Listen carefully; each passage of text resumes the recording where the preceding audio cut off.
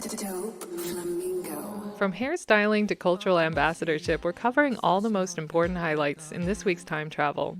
As we look back to the week of Chan's Room, episode 34, we're taking a moment of silence for 2019 blonde Pang-chan, who is now sadly gone, but never forgotten. It's August 2019, and we're squarely in one of Stray Kids' transitional periods. With Yellowwood promo and European Unveil tour dates firmly in the rearview mirror, the kids are transitioning this week to the role of cultural ambassadors. But first we need to touch base on something just as important.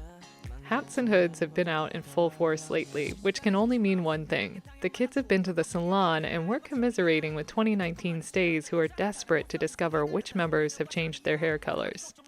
So we're taking a moment to sit with those stays as they watch airport footage roll out, catching glimpses of pink from underneath ball caps and bucket hats while Lino openly rocks his new dark blue tinted hair, and rumors that Chan is bald under his signature beanies start to swirl. We're having a laugh at the same time too though, because Hyunjin, who traveled separately from the rest of the group, was making good on a penalty he'd incurred weeks before.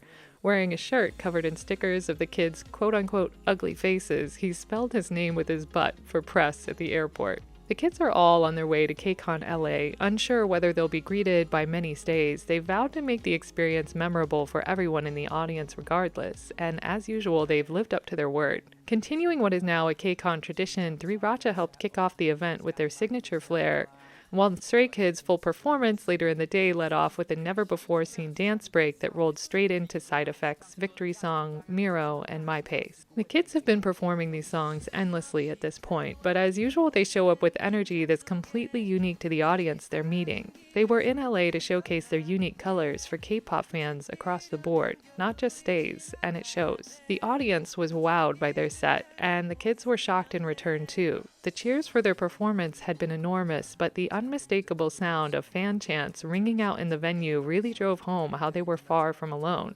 Stays were out in full force to support them too. It should be no surprise at this point that the kids didn't linger long in LA, but hopped back on a flight to Korea, this time to take part in a huge cultural event that was taking place, the 2019 K-World Festa. This was a 10-day festival organized by South Korea's Ministry of Foreign Affairs, which aims to draw K-wave fans deeper into Korean culture through a series of events, including international competitions, award ceremonies, and K-pop performances. The kids were on the blue carpet, attending and performing at the SOBA Awards here, where they were the winners of the Rising Hot Star Award.